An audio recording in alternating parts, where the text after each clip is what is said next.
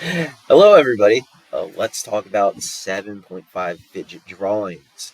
I'm going to redo this video because the previous video had some errors. Okay, well, after completing this lesson, you should be able to do the following. Students will be able to create a drawing of 3D model of their fidget spinner.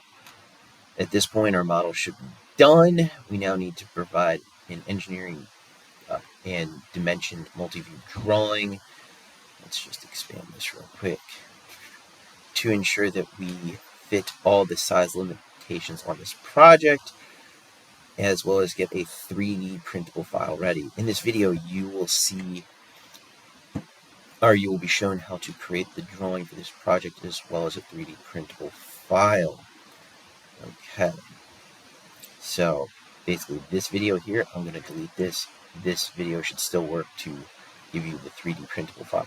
We're going to go over this part 1, which is the multi-view dimension drawing. The most important piece of communication between an engineer and whoever is building what you're engineering. All right, first things first, you need a correct front view. We've been over this many times. If you don't get this correct, automatic 50%, don't even need to look at the rest of it. Okay, the length should be the longest dimension. That's left to right. Shows the most detail. Try to avoid hidden lines. It should be a natural resting position. Not laying down, but resting.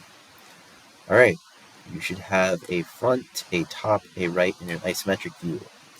All right, the major dimensions should be the total width, total height, and total depth. You should also have the diameter of the bearing hole and the distance between the flats of the hexagon hole. You need to export this as a PDF.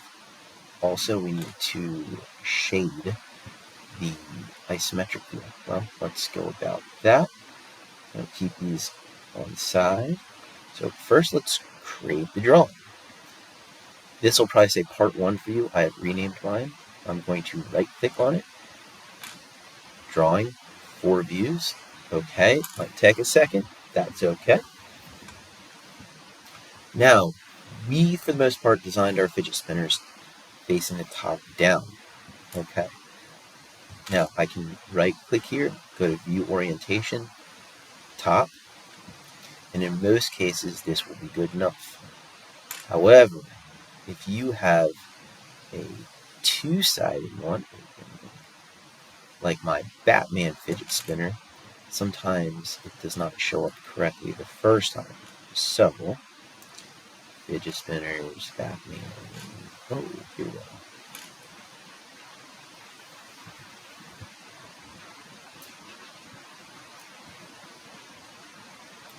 Alright, so let's go back to the actual part. Now, when I click at the top, if I just do top view, this is great.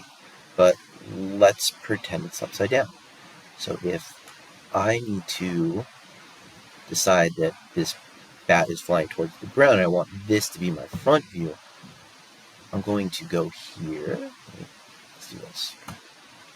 Here, named views, and I'm going to call this RFV for real front view. Hit the plus mark. You can rename this if you want. I'm going to go to create a drawing, 4 views, okay.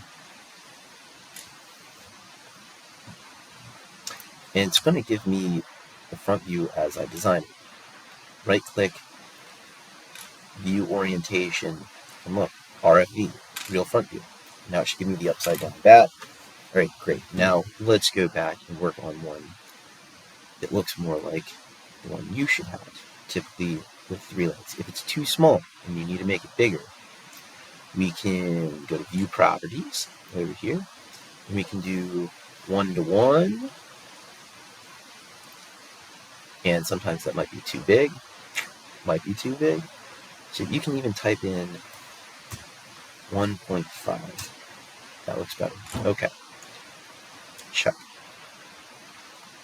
Now, I have the correct front view. The longest dimension is the length from left to right. You can see that here as well. Shows the most detail. Front view definitely shows more detail than any of the other views. Avoid the hidden lines. There's no hidden lines there. Natural resting position. I could balance that like that. I would call this a laying down position. It is a resting position. If it was balanced on one of these guys and it looked like a Y, it would probably fall over in real life. You need to fix that. Okay, we have front, top, and right, and an isometric view. Now, I want to show shaded view. Always shade your isometric. Next, major dimensions. So you can either hit D or this dimension thing here. I'm going to go from one side to the other. This should be less than 4 inches to be printable. I need the height.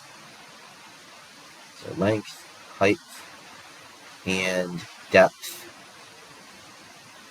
And so for depth, because I chamfered it, I didn't go all the way. It looks like it's dimensioned to there. So I'm going to hit escape, click on that, delete. I need to do this again, but being very careful where I click. And 0.25. All right. So all these dimensions right here, less than 4, and 0.25 for your depth. Excuse me. All right. Next, diameter of the bearing hole. So still here. Zoom in, make sure you don't get the outside chamfer. That will give you the wrong number. You want to make sure you get that inner. And that should be I am clicking on the wrong thing. I believe it should be 0.874.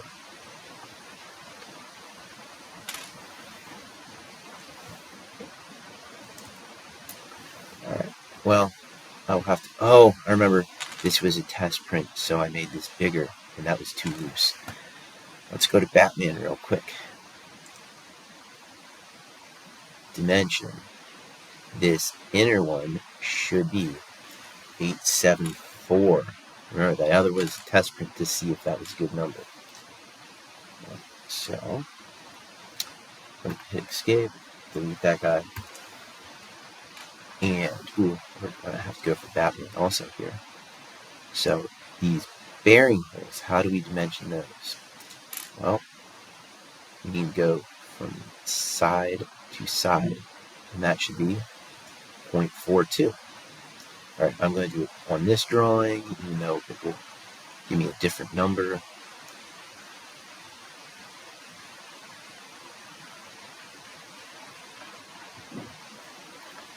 Okay, so this is what you're graded on. First of all, correct front view. Check. Length is the longest, shows the most detail, avoid hidden lines, natural resting position. Check, check, check. Next, we have 4 views. Front, top, right, isometric. Isometric should be shaded. Major dimensions. Length, height, depth. Check. Bearing hole size. Check. And finally, distance between the hex sides. And remember, these are the numbers that you should have over here. Right? Coming back to this side. Now you need to export this as a PDF. You're going to come down here, right click, export. Can't do that with this thing here. Alright, so you're going to click export and PDF. Ooh, I can collapse this. Right, export, PDF. You want your name there. Okay, last name, space, first name, your period, export, and this will save it on your computer. Okay, I will see you in the next video.